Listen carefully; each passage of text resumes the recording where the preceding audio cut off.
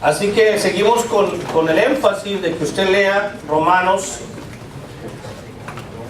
porque vamos a estar ahí como 8 meses. Como 8 meses, si no es que más. Entonces, vamos a ir al capítulo 1, versículo 3. Ya empezamos rápido. La semana pasada tocamos el versículo 1 y el 2. Ya vamos de ganancia, ¿verdad? Si usted no pone atención a estos minutos, habrá perdido el tiempo. Así que si ya decidió venir, ponga atención. Y lo digo porque de aquí yo veo quién no pone atención. Yo veo quién se duerme. Es muy difícil. Lo bueno es que me trato de que no influya el auditorio. Pero yo veo aquí al que textea. Hay manera de ver al que textea. Al que se está durmiendo. Y aquí lo veo. Al que está jugando, de aquí lo veo. De repente se sientan jóvenes. Si usted va a sentarse con alguien y va a jugar, sepárese, vaya a otra parte. Pero se ve casi todo. No lo voy a decir casi todo, tampoco puedo leer las mentes. Pero con lo que veo es suficiente. Porque tengo 38 años detrás de un púlpito. Creo que puedo entender poquito a la gente. Y ver un poquito más allá. Sí, casi es que a los 38 me presentaron, por eso.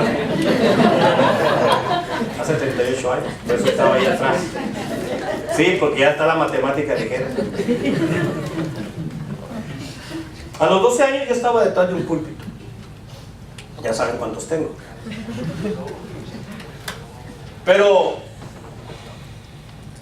el que escribe Hebreos dice: si oyes hoy su voz, no endurezcas el corazón. ¿Sabe? Yo he visto gente que empieza a hablarles el Señor, ahí donde está usted. No yo, el Señor. Y cómo algunos se endurecen. Si te está hablando el Señor, ponte blandito.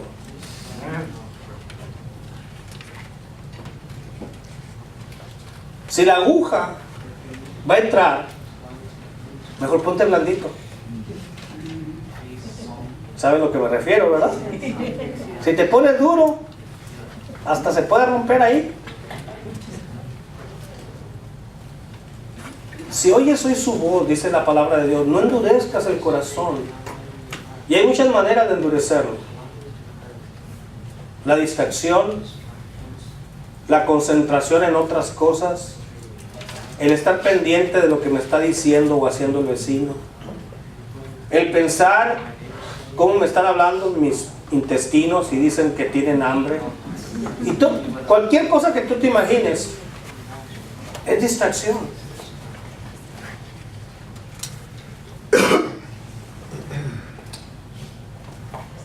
Trata de que con cada mensaje Dios te hable. Más allá de que está presentado por mí, cuando tú veas que es la palabra de Dios, no endurezcas el corazón. Escucha la voz de Dios hablándote a ti. Y dice el versículo 3. Voy a tener que leer los primeros para que entendamos el 3. Pablo, siervo de Jesucristo, llamado a ser apóstol, apartado para el evangelio de Dios, que él había prometido antes por sus profetas en las santas escrituras. Y ahí empezamos. Acerca de su Hijo, nuestro Señor Jesucristo, que era del linaje de David según la carne, que fue declarado Hijo de Dios con poder según el Espíritu de santidad, por la resurrección de entre los muertos, y por quien recibimos la gracia y el apostolado para la obediencia a la fe en todas las naciones por amor de su nombre, entre las cuales están también vosotros, llamados a ser de Jesucristo. A todos los que estáis en Roma, amados de Dios, llamados a ser santos, gracia y paz a vosotros de Dios nuestro Padre y del Señor Jesucristo. Hemos titulado esta serie El problema que no podemos resolver, y el primer capítulo, primeros versos, nos está hablando qué es el Evangelio. Ya hablamos en los primeros versos acerca del llamado de Pablo, pero a partir del versículo 3 empieza a mostrarnos el Evangelio. El Evangelio son las buenas noticias, las buenas nuevas. Y según el versículo 2 son esas buenas nuevas que Él había prometido antes por sus profetas en las Santas Escrituras. Es algo prometido de muchos siglos antes.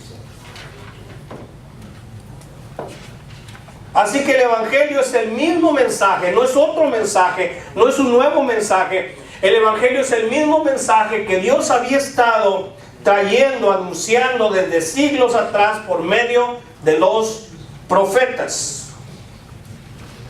A veces los mensajeros cambian. No fue el mismo profeta, fueron muchos profetas, fueron varios profetas en diferentes tiempos. A veces los métodos cambian, pero el Evangelio de Jesucristo sigue siendo el mismo ayer, hoy y por los siglos. Es el mismo mensaje. El mismo. Algunos no reconocieron el mensaje, no entendieron el mensaje. Y por eso no recibieron a Jesucristo. Así que Pablo siempre, en todas sus cartas, vamos a verlo con un interés profundo, con un interés grande por el Evangelio. Siempre estaba hablando y basando su prédica en el Evangelio, siempre. Especialmente cuando tenía que enfrentar en cada lugar el problema del judaísmo. Ese judaísmo que querían seguir imponiendo muchos a judíos y no judíos. Y está diciendo aquí, y les quería hacer ver, como nos quiere hacer ver a nosotros, que Él no venía a predicar novedades. Como yo no vengo a predicar ninguna novedad aquí. El que viene a predicar una novedad, entonces está predicando otra cosa que no es la Biblia. Es otro evangelio. El que dice que tiene una nueva revelación, que tiene un nuevo mensaje de Dios, está hablando de otro evangelio. Y ese no es la palabra exacta, no es la palabra confiable. Es de dudar cualquier cosa. Pero del evangelio no podemos dudar. Es la palabra de Dios. Es el mensaje de Dios. Entonces, Él no venía a predicar alguna novedad. El Evangelio no era una novedad, son buenas nuevas, pero esas noticias ya habían sido dadas por siglos por los profetas. Lo que estaba haciendo Pablo, a diferencia de los escribas, a diferencia de otros, es que él sí estaba interpretando correctamente el Antiguo Testamento.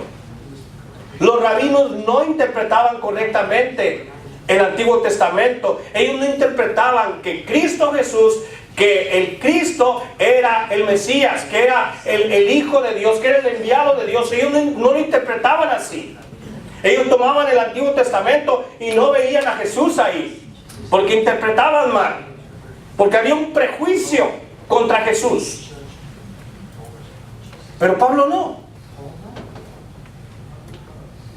Pablo interpretaba correctamente el Antiguo Testamento, ya que en todo él citaba la palabra de Dios, basaba su mensaje en la palabra de Dios. Y este evangelio, hermanos, este evangelio no es el evangelio de pan de vida, no es el evangelio exclusivo de una denominación, no es el evangelio de un método eclesiástico. El evangelio, dice el versículo 3, acerca de su Hijo nuestro Señor Jesucristo. Es el evangelio de Jesucristo. Él es el personaje. Él es el centro, Él es el todo del Evangelio. El Evangelio se trata de una persona, de Jesucristo, el Hijo de Dios. En tiempos donde la iglesia deja de predicar a Jesucristo, el tiempo donde congregaciones y denominaciones empiezan a predicar de ellos,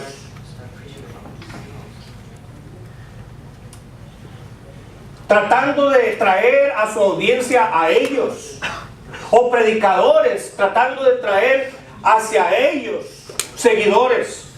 Pero aquí no se trata otra vez de personajes, no se trata de métodos eclesiásticos que hay que usar, no se trata de preferencias denominacionales que podemos tener. Aquí se trata de su Hijo, nuestro Señor Jesucristo. El Evangelio es de Jesucristo, el Hijo de Dios. Pablo no torcía la palabra. Los rabinos eran los que torcían la palabra con sus argumentos, interpretaciones, y como lo estamos viendo en la clase de hermenéutica, y con sus alegorías. Con eso torcían la palabra. Y entonces nadie veía a Jesús como el Mesías cuando torcían la palabra de Dios. Así que Pablo identifica inmediatamente al inicio de Romanos. Pablo identifica y describe a un personaje, a una persona, al mismo Hijo de Dios, y dice: este es Jesucristo. Jesucristo que él negó, Jesucristo que él rechazó, Jesucristo que él, contra quien él luchó. Ese Jesucristo que él no conocía. Ese Jesucristo que se le revela. Y entonces se somete a ese Cristo poderoso y maravilloso. Y le llama Señor. ¿Quién eres tú, Señor? ¿Quién eres? Yo soy Jesús. Yo soy Jesús.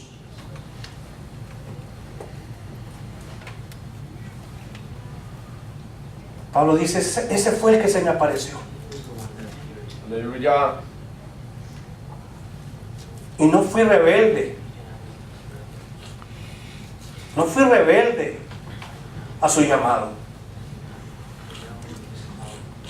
El que nos llama es Jesús. Amén. El que nos llama a todos es Jesús.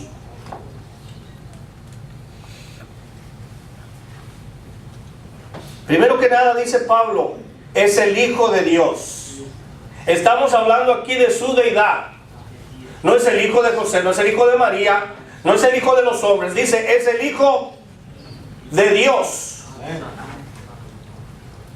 Cuando nosotros entendemos hijo, entendemos a alguien que nace de nosotros, ¿verdad? Luego pensamos, hijo, pues hijo de él y de ella, ese es el niño, ¿verdad? Es el hijo. Pero en el lenguaje bíblico, en el lenguaje escritural, en el lenguaje de la ley, en el lenguaje de la profecía, cuando Jesús dijo que Él era el Hijo de Dios, todos se rasgaban las vestiduras, se echaban tierra encima, se sentaban en ceniza, estaban enojados. Dice que los que le escuchaban crujían sus dientes, casi reventaban sus dientes unos con otros del coraje que tenían. Porque ellos sí entendían que cuando alguien decía, cuando alguien dijera, cuando alguien viniera diciendo que era el Hijo de Dios, ellos sabían perfectamente que estaban delante de Dios mismo. Amén. El Hijo de Dios era Dios mismo. Y si Jesús, a quien ellos rechazaban, decía que Él era el Hijo de Dios, estaba diciendo: yo soy Dios delante de ustedes. Y no lo aceptaban. Decían: esto es una blasfemia. ¿Cómo este hombre dice que es el Hijo de Dios? Porque está diciendo: soy Dios. Soy Dios.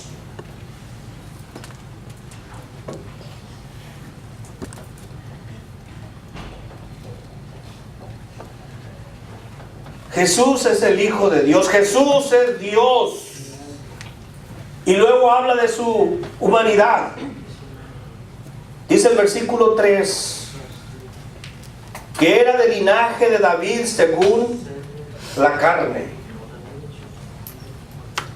Al tomar forma humana, vino a través de una familia, vino a través de un linaje. Por eso cuando usted abre la genealogía que está en los evangelios y no le encuentra sentido, encuéntrele todo el sentido, porque Jesús tenía que venir del linaje de David. Y la genealogía presenta que paso a paso, generación tras generación, llegó hasta que Jesucristo viene de la misma línea, del mismo linaje, de la misma familia que venía el rey David, porque eso era, así era profetizado y así tenía que ser, porque si no era así, Él no era el Cristo, Él no era el Mesías, Él no era el enviado, Él no era el ungido de Dios. Por eso la genealogía está ahí, no solamente para ver cuántos nombres raros hay, o para que tenga usted una lista de cómo ponerle a su hijo o hija. Todos se fueron a lo más fácil. David, ¿verdad? ¿Cuántos David hay aquí? Amén. Es como en el retiro de hombres de hace unas semanas, todos se apellidaban López. ¿No es cierto? Todos.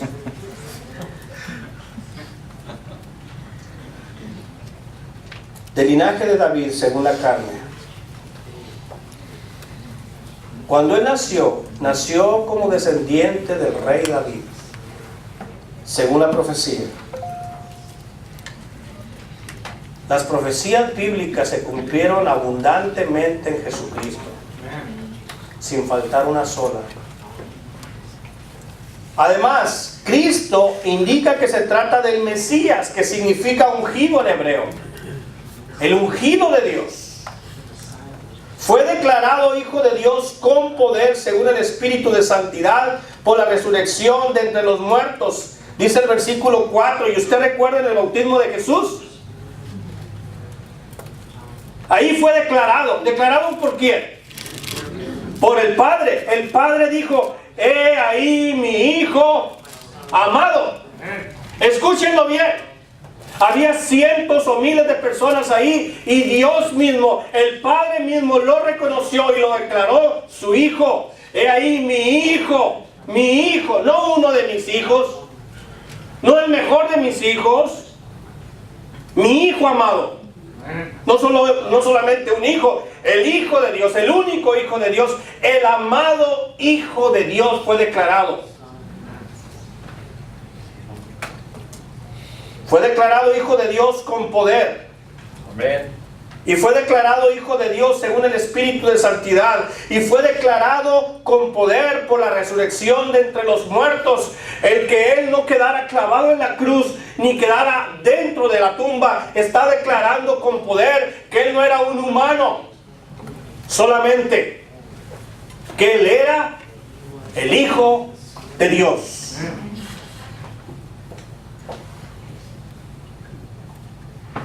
Ese es el sello que nadie pudo ni puede cuestionar de su condición como Hijo de Dios. Si su resurrección, mis hermanos y amigos, no hubiese sido como fue, si su resurrección no se hubiese cumplido, así que nuestra fe, como dice Pablo en los Corintios, nuestra fe, no importa cuán grande sea nuestra fe sería totalmente vana. Inútil. Según 1 Corintios 15. Así que en este versículo 3 y 4 tenemos explicada claramente tanto su deidad como su humanidad. El Dios hombre. No diga como a algunos se le ocurre por ahí, mitad y mitad. No. Era 100% Dios. 100% Dios y 100% hombre, el Dios hombre. En Él habitaba toda la plenitud de la deidad. Y Él era un hombre totalmente 100% hombre, 100% humano. Y dice Pablo cuando habla de Jesucristo, nuestro Señor. ¿Tú puedes hablar de Jesús así? Nuestro Señor. Puedes decir mi Señor. Mi Señor. ¿Le puedes llamar Señor? Hay gente que no le puede llamar Señor, porque Jesús no está ejerciendo un señorío sobre su vida, aunque lo merece. Pero hay quienes pueden decir, yo realmente no lo estoy tratando como debo de tratarlo, como Pablo dice que era para él Jesús. Jesús era su Señor.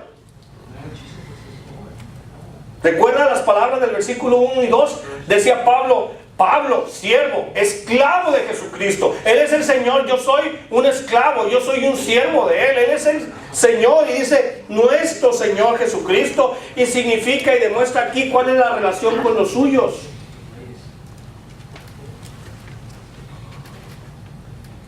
Él es el Señor y yo soy su siervo. Él es mi Padre. yo soy su hijo. Pero aquí está hablando sobre todas las cosas. Jesucristo es el Señor. Jesucristo es mi Señor. Jesucristo es nuestro Señor.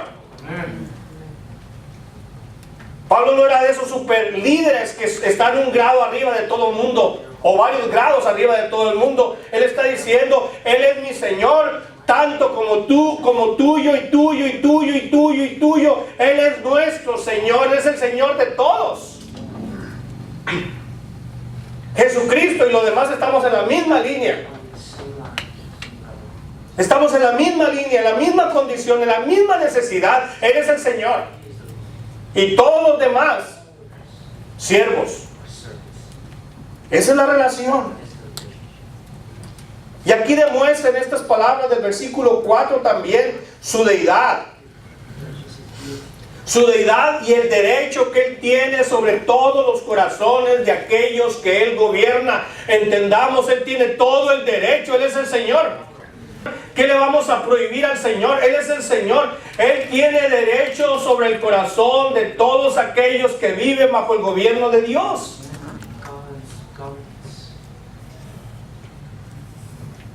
Y no hay mejor gobierno, hermanos, que en el cual podamos nosotros vivir, que es el gobierno de Dios. Si Dios no te gobierna, me pregunto, ¿quién te gobierna? Porque alguien te gobierna. Alguien o algo te gobierna.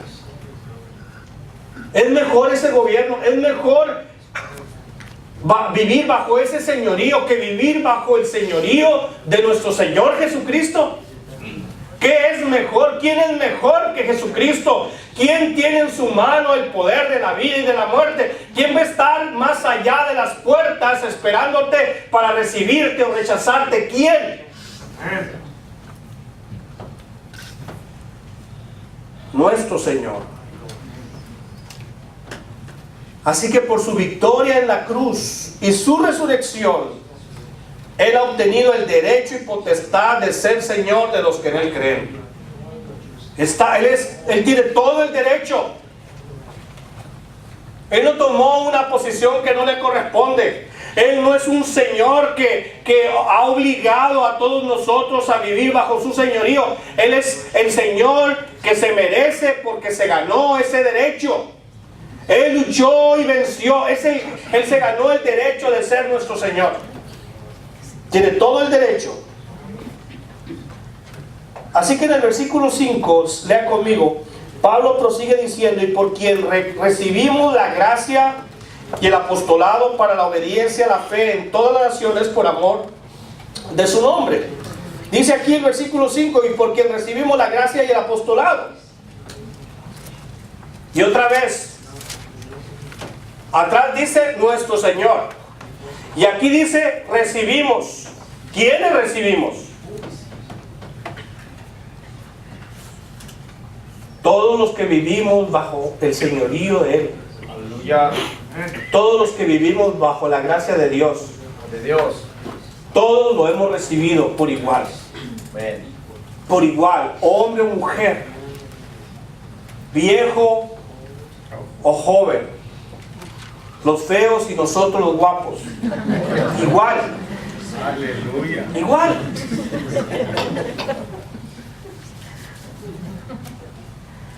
Dice Pablo, recibimos.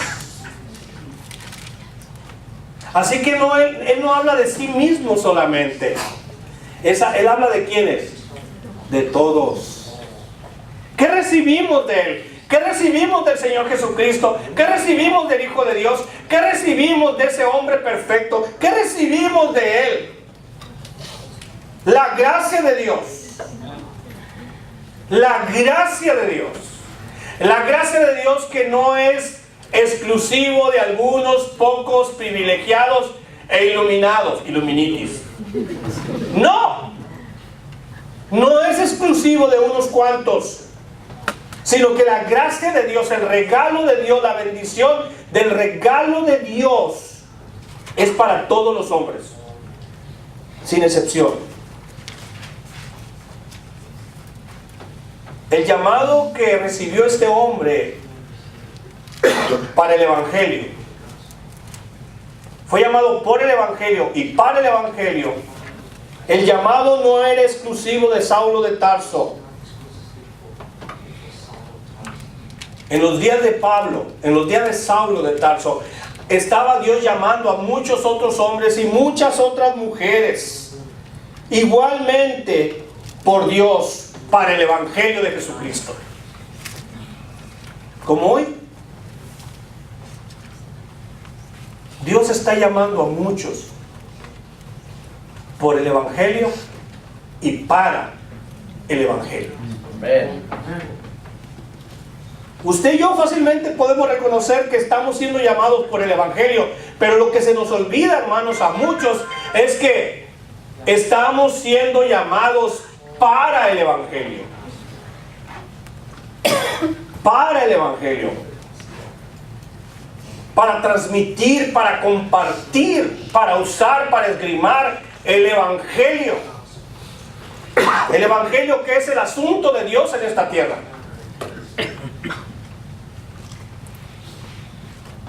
Esas son las buenas noticias a las cuales nosotros somos llamados a publicar.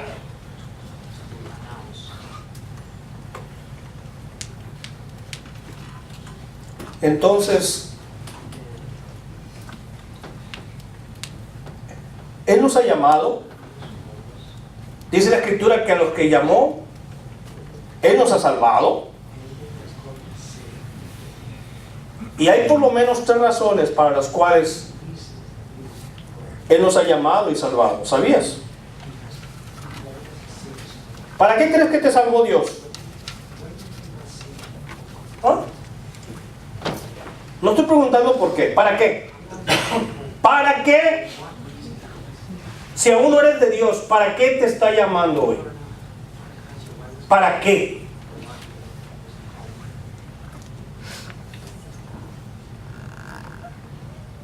¿Para qué te trajo aquí este día? ¿Para qué te llamó y más tarde aquel que ya ha confiado y obedecido ese llamado, para qué te salvó? Para hacer algo, para vivir de una manera y hacer algo que no estabas haciendo y que el promedio no está haciendo, que la mayoría no está haciendo. Pero que Dios te llamó porque quiere que tú sí lo hagas, que tú sí lo vivas. Y no lo voy a inventar, la misma palabra de Dios nos dice, versículo 7, y por quien recibimos la gracia y el apostolado para la obediencia a la fe en todas las naciones. Dice primeramente que fuimos salvados, que tú, si tú te consideras una persona salvada, y el miércoles pasado en la oración explicábamos de qué nos salva Dios, qué es ser salvos. Y como no vienen los miércoles no te voy a decir. Si te interesa, ya sabes. Dice el versículo 5, fuimos salvados para la obediencia a la fe en todas las naciones. Porque las naciones, hermanos, porque las religiones, cualquiera que esté fuera del señorío de Cristo, porque las naciones no obedecen la palabra de Dios, no obedecen a Dios. Por eso estamos sufriendo las leyes que estamos sufriendo, por eso estamos sufriendo el tipo de vida que estamos sufriendo, por eso es que el pecado, el dolor y la maldad está en aumento, por eso es que la muerte sigue y sigue, porque en las naciones como tales no están obedeciendo, ya ni siquiera las naciones que pensábamos que eran las naciones que obedecían a Dios, ya no están obedeciendo a Dios.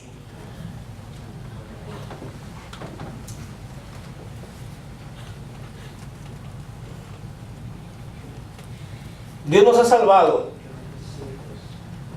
para ser una nación de entre todas las naciones, para ser un pueblo no regalado a Dios, no obligado por Dios, sino un pueblo adquirido por Dios.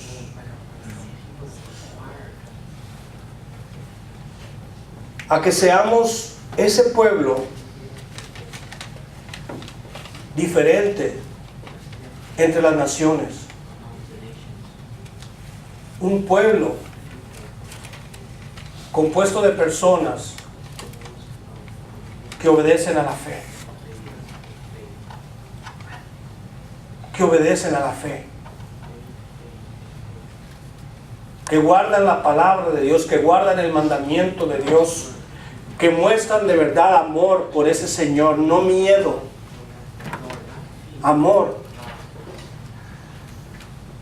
Porque la mejor y mayor muestra de amor que Dios está pidiendo de nosotros es: si me amáis, guardad mis mandamientos.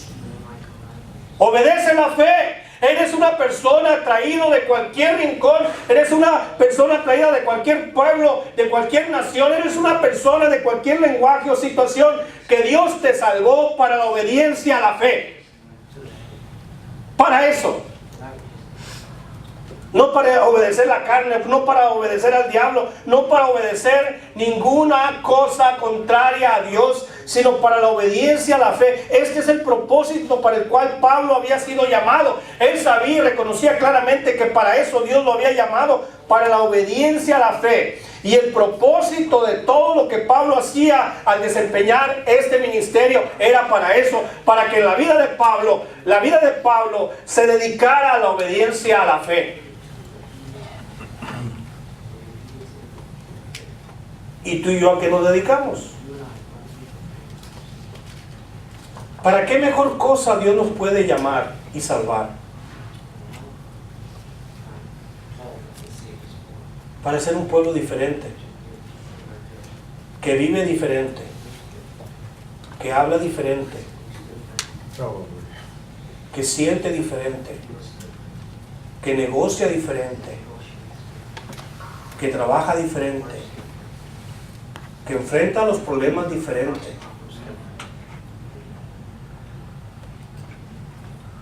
que vive los gozos diferentes, que tiene una familia diferente, que cría hijos de una manera diferente, que ama y respeta, que ama a su esposa diferente, que respeta a su marido diferente. Amén. Llamados a la obediencia, salvados para la obediencia a la fe. Entre las cuales, entre esas personas, dice, están también vosotros. Y mira el que está junto a ti, dile: entre esas personas estás también tú. Dile: entre esas personas llamadas, entre esas personas estás también tú. Dice el versículo 6: entre las cuales estáis también vosotros, llamados a ser de Jesucristo. ¿Llamados a ser de quién? ¿De quién? Nos salvó para que los que no éramos de Jesucristo, ahora somos de Jesucristo. Dilo: ahora soy de Jesucristo. Dilo fuerte, ahora soy de Jesucristo. Yo era de Juan Polaina, de Pancho López, de cualquiera. Ahora soy de quién? Soy de Jesucristo, hermano. Soy de Jesucristo. Soy del hombre perfecto y soy del mismo Hijo de Dios. Yo fui salvo para ser de Jesucristo y de nadie más. De nadie más.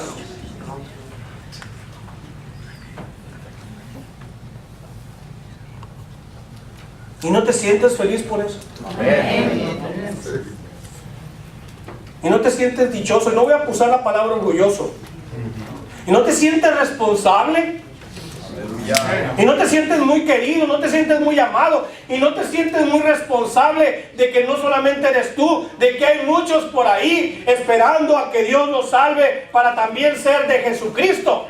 Y va a hacerlo a través de la prédica, va a hacerlo a través del mismo evangelio en el cual Pablo o Saulo de Tarso, en el cual tus padres o tu predicador o tu pastor, tu discipulador, de la misma manera tú mismo y aquellos que les compartas van a ser de la misma manera salvos por el evangelio y para el evangelio. Y para Jesucristo. Gloria a Dios.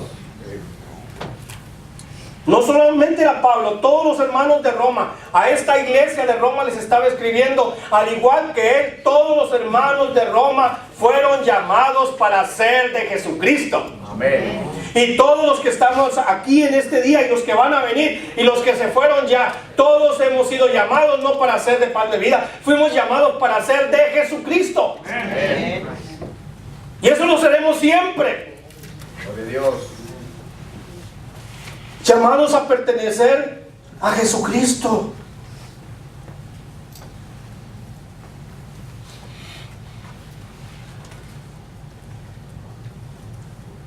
¿O a quién mejor podemos pertenecer?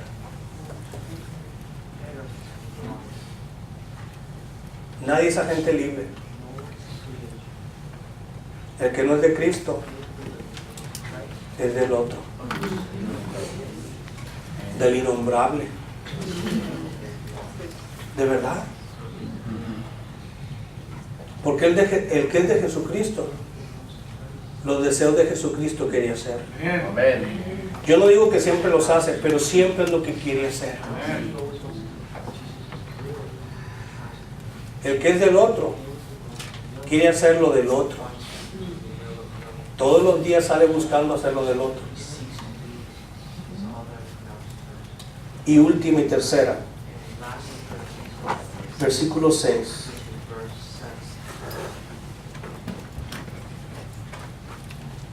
Versículo 7. A todos los que estáis en Roma, vamos a acercarnos poquito. A todos los que estamos en Arizona. Y es algo que tenemos que levantarnos cada día cuando tenemos victoria y cuando tenemos derrota. Yo soy amado por Dios. Aleluya. A mí el que me ama es Dios. Soy amado de Dios. El diablo dice, no, ya Dios no te quiere. Claro que sí, soy amado de Dios. Él me ama. Él me ama. Y me va a amar siempre. Amén. Amados de Dios. Y dice, llamados, otra vez, llamados a ser. Llamados para la obediencia, a la fe. Llamados para ser de quién? De Jesucristo. Y llamados a ser santos. Ese es el tercer motivo por el cual Dios te salvó y me salvó. Para que no sea del montón. De lo que todo el mundo hace, de lo que todo el mundo dice, de lo que todo el mundo se mete. De lo que se meten en donde mismo todo el mundo. Y que celebra las cosas de la misma manera. Y que enfrenta los problemas de la misma manera. Y enfrenta las victorias de la misma manera. No, dice que fuimos llamados a ser santos. Santo quiere decir simple y sencillamente apartado, separado, consagrado para un uso específico. Y mi pregunta es, ¿tú para qué uso existes? ¿Para ser usado por quién? ¿Y para ser usados en qué? Una costumbre que tenemos en casa es que al que no llegó a comer, se le aparta comida, no se le da de lo que sobró. ¿Verdad que no es lo mismo? Ay, si sobró bien. Algunos vienen y ofrendan lo que les sobró y a veces no les sobra nada. No santifican. Así como santificas para el pago de la casa, santificas para el pago de lo que tú quieras, santificas cada cosa, la apartas, la consagras, la determinas que es para un uso. Así dice la Escritura que nosotros fuimos salvos para ser santos, apartados, separados, consagrados para un uso específico, para el uso de Dios en su reino. Amén.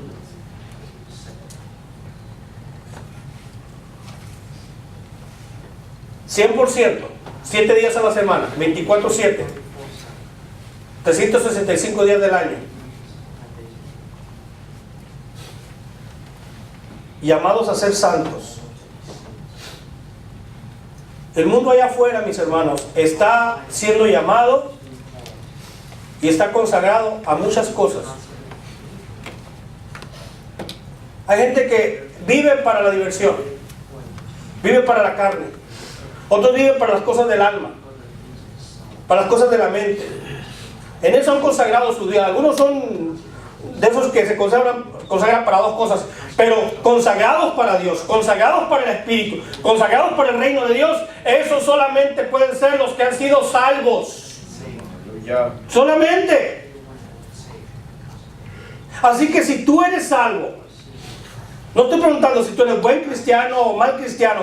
Si tú sabes allá al fondo de tu corazón y en tu mente, y Dios te lo confirma, que Él te ama y que eres su hijo, y no estoy hablando de qué condición te encuentras, pero tú sabes bien, perfectamente bien, que eres hijo de Dios, que fuiste salvo para la obediencia a la fe, le estés ejerciendo, no. Que fuiste salvo para ser de Jesucristo y de nadie más, y que fuiste salvo para que tu vida fuera consagrado para Él, para su servicio, para sus cosas, entonces está por el camino correcto, independientemente cuál sea tu situación en este momento. Puedes decir: Dios me ama. Amén. Y tengo que responderle a Dios de la misma manera. Santos no son esas estatuas que están en algunas iglesias, en esos nichos. Como dijo, no son estatuas ni monumentos. Esos no son los santos. Un santo o una santa es la persona que ha decidido voluntariamente entregar su vida a Jesucristo. Amén. Y cuando digo entregar su vida, no estoy diciendo aceptar la salvación, estoy diciendo entregar toda su vida futura a Jesucristo. Cada día, cada momento de su vida, ha decidido voluntariamente entregar su vida a Jesucristo. Es una persona que busca la obediencia a la fe, la obediencia a Jesucristo, y que se esfuerza. Recuerda, varones, ese tema, que se esfuerza, que se esfuerza, que se esfuerza, que se esfuerza. Y en ese esfuerzo a veces el músculo se rompe para que crezca el músculo. En ese esfuerzo sufre uno. En ese esfuerzo que uno da, lo hace, se esfuerza para la gloria y la honra de Jesucristo. Y el esfuerzo trae dolor, ¿o no? Amén. Pero hay quienes viven evitando el dolor. Y me voy a cansar. Y me va a doler. Y las mujeres van a tener bebé y ya luego piden anestesia. Anestesia. Y no saben qué hace sufrir al niño. Por eso no sale. La mujer no puede hacer el trabajo natural. Cesárea mejor. No sabe lo que pide.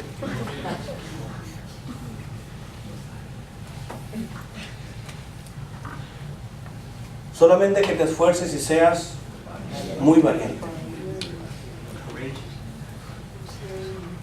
Y termino con esto. En este caso, los creyentes en Roma habían sido llamados a ser de Jesucristo y consagrarse, entregarse, dedicarse al servicio de Jesucristo. Mi pregunta es, a partir de hoy, ¿estás consagrado a qué? ¿A qué consagras tu vida? ¿A qué consagras tus días? El lunes, el martes, el miércoles, jueves, viernes, sábado, domingo. ¿A qué lo has consagrado? ¿A quién? ¿A ponerte bello o bella? ¿Sabes qué? No lo vas a lograr. La edad, el año, el tiempo pasa. ¿A ser más fuerte? Cada día eres más débil.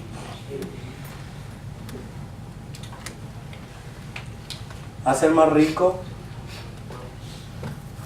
Ya eres rico y no te has dado cuenta. ¿A qué estás consagrado? ¿A qué estás consagrado? Déjame decirte que la mayoría está consagrado a un imposible. Te tengo esa mala noticia. Lo que quieren lograr es imposible. De una vez te lo digo, es imposible. Pero si tú y yo entendemos hoy que fuimos salvos para la obediencia a la fe, Dios nos salvó para que fuésemos de Jesucristo y nadie más,